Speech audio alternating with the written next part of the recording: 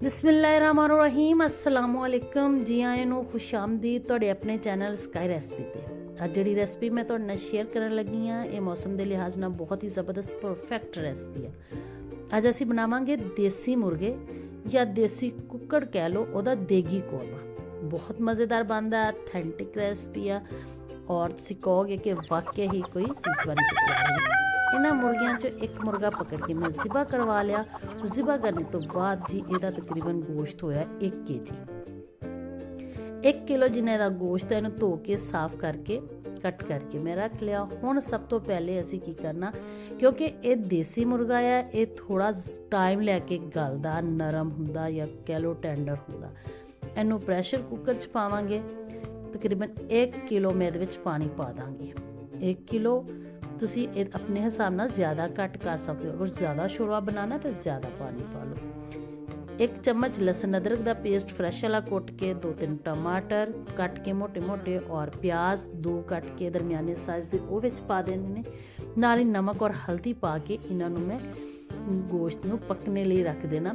ਔਰ ਜਿਹੜਾ ਇਹ ਸਟੀਮ ਲਾਈ ਆ ਮੈਂ ਇਹਨੂੰ ਤਕਰੀਬਨ 8 ਤੋਂ 9 ਮਿੰਟ ਸਟੀਮ ਲਾਈ ਆ। ਬਸ 8 ਤੋਂ 9 ਮਿੰਟ ਜਦ ਤੱਕ ਸਾਡੀ ਸਟੀਮ ਲੱਗਦੀ ਹੈ ਉਦੋਂ ਤੱਕ ਆਪਾਂ ਇਹਦਾ ਮਸਾਲਾ ਤਿਆਰ ਕਰ ਲੈਂਦੇ ਹਾਂ।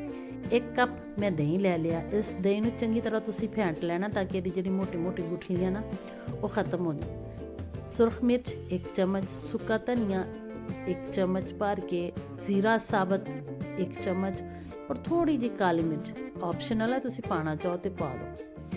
ਇਹਨਾਂ ਨੂੰ ਚੰਗੀ ਤਰ੍ਹਾਂ ਸੇ ਮਿਕਸ ਕਰਕੇ ਆਪਾਂ ਮਸਾਲਿਆਂ ਦੇ ਵਿੱਚ ਦਹੀਂ ਨੂੰ ਰੱਖ ਦੇਣਾ ਤਾਂ ਕਿ ਮਸਾਲੇ ਦਹੀਂ ਦੇ ਵਿੱਚ ਮਿਰਚਾਂ ਜਿਹੜੀਆਂ ਬਿਲਕੁਲ ਫੁੱਲ ਜਾਣ। ਔਰ ਇਹ ਇੱਕ ਸਾਈਡ ਤੇ ਰੱਖਦੇ ਉਦੋਂ ਤੱਕ ਸਾਡੀ ਜੀ ਸਟੀਮ ਹੋ ਗਈ ਆ ਪੂਰੀ। ਹੁਣ ਆਪਾਂ ਚਿਕਨ ਨੂੰ ਚੈੱਕ ਕਰ ਲੈਂਦੇ ਆ, ਦੇਖਦੇ ਆ ਦੇਸੀ ਕੁੱਕੜ ਦਾ ਬਣਿਆ ਕੀ ਆ। ਜੀ ਮਾਸ਼ਾਅੱਲਾ ਬਹੁਤ ਪਿਆਰੀ ਖੁਸ਼ਬੂ ਹੀ ਆ ਰਹੀ ਆ ਹੁਣੇ।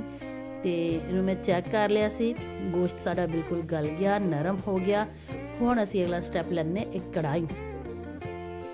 ਆਹ ਵਾਲਾ ਸਟੈਪ ਨਾ ਜਿਹੜਾ ਤੁਸੀਂ ਇਹ ਲਾਜ਼ਮੀ ਹੀ ਕਰਨਾ।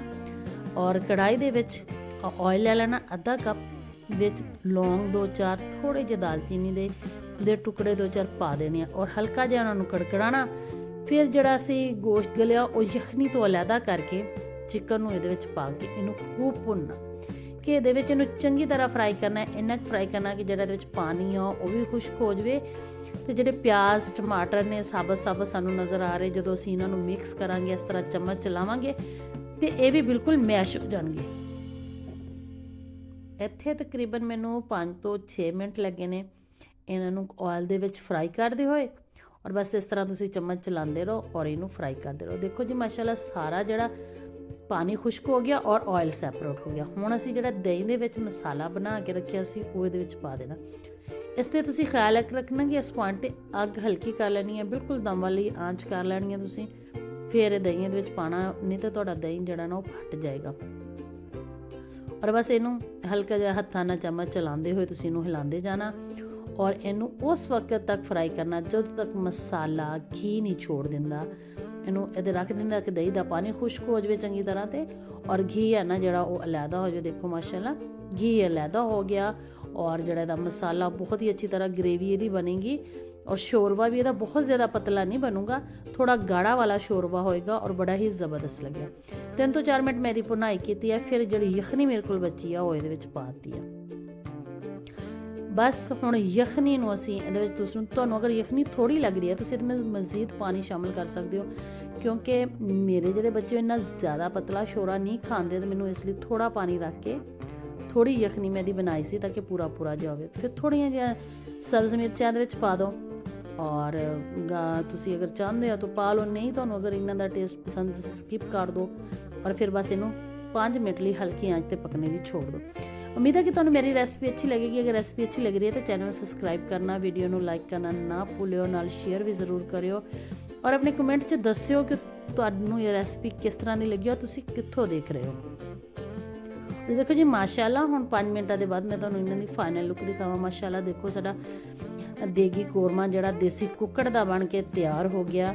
ਔਰ ਸਰਦੀਆਂ ਦੇ ਵਿੱਚ ਦੇਸੀ ਕੁੱਕੜ ਦਾ ਸ਼ੋਰਾ ਹੋਵੇ ਤੇ ਬਹੁਤ ਹੀ ਮਜ਼ਾ ਆ ਜਾਂਦਾ। ਸਰਦੀਆਂ ਦੇ ਵਿੱਚ ਇਸ ਤਰ੍ਹਾਂ ਦੀਆਂ ਰੈਸਪੀਆਂ ਬਹੁਤ ਜ਼ਿਆਦਾ ਚੱਲਦੀਆਂ ਔਰ ਹੋਟਲਾਂ ਤੋਂ ਇੰਨਾ ਮਹਿੰਗਾ ਜਾ ਕੇ ਲੈਣੇ ਤੋਂ ਬਿਹਤਰ ਆ ਕਿ ਤੁਸੀਂ ਘਰ ਬਣਾ ਕੇ ਖਾਓ। ਬਿਲਕੁਲ ਹੋਟਲ ਵਾਲਾ ਜ਼ਾਇਕਾ ਤੁਹਾਨੂੰ ਇਹਦੇ ਵਿੱਚ ਆਏਗਾ, ਰੈਸਟੋਰੈਂਟ ਵਾਲਾ ਜ਼ਾਇਕਾ ਆਏਗਾ, ਦੇਖਦਾ ਬਲਕਿ ਤੁਹਾਨੂੰ ਇਹਦੇ ਵਿੱਚ ਜ਼ਾਇਕਾ ਆਏਗਾ। ਔਰ ਇਹਨੂੰ ਧਨੀਆ ਪਾ ਕੇ, ਗਰਮ ਮਸਾਲਾ ਪਾ ਕੇ ਗਾਰਨਿਸ਼ ਕਰ ਲਓ।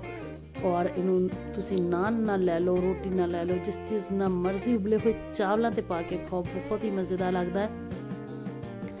ਔਰ ਹੁਣ ਆਪਾਂ ਇਹਨੂੰ ਸਰਵ ਕਰ ਲੈਂਦੇ ਹਾਂ।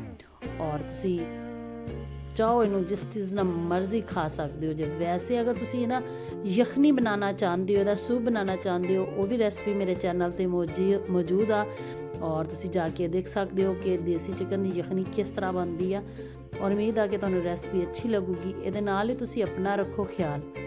ਮੈਨੂੰ ਦਿਓ ਇਜਾਜ਼ਤ, ਅੱਲਾ ਸੋਨੇ ਦੇ ਹਵਾਲੇ।